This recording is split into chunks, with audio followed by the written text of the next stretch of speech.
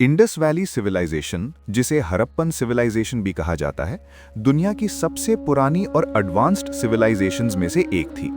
ये सिविलाइजेशन लगभग 2500 बीसीई के आसपास डेवलप हुई और इंडस रिवर और उसकी ट्रिब्यूटरीज के किनारे फैली हुई थी। इसका एरिया आज के इंडिया और पाकिस्तान के रीजन्स तक फैला हुआ था। उस टाइम पर जब दुनिया के कई हिस्से प्रिमिटिव लाइफ जी रहे थे, इंडस वैली के लोग एक वेल ऑर्गेनाइज्ड और प्लान्ड सोसाइटी बना चुके थे।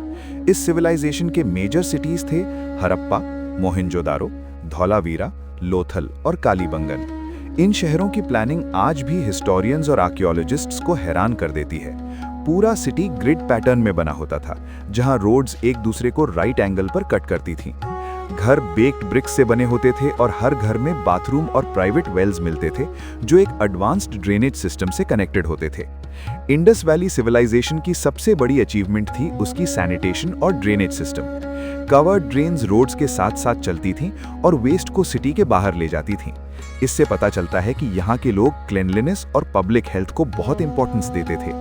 ग्रेट बाथ ऑफ मोहनजोदारो एक और इम्पॉर्टेंट स्ट्रक्चर था, जिसे शायद रिलीजियस रिचुअल्स या सोशल गैदरिंग्स के लिए यूज किया जाता था। यहाँ के लोग फार्मर्स, ट्रेडर्स और स्किल्ड क्राफ्ट्समैन थे। एग्रीकल्चर उनकी इकोनॉमी का बेस था। वो वीट, बार्ले, कॉटन और डेट्स उगाते थे। इंडस वैली लोग दुनिया के पहले लोगों में से थे जिन्होंने कॉटन का यूज कपड़ों के लिए किया।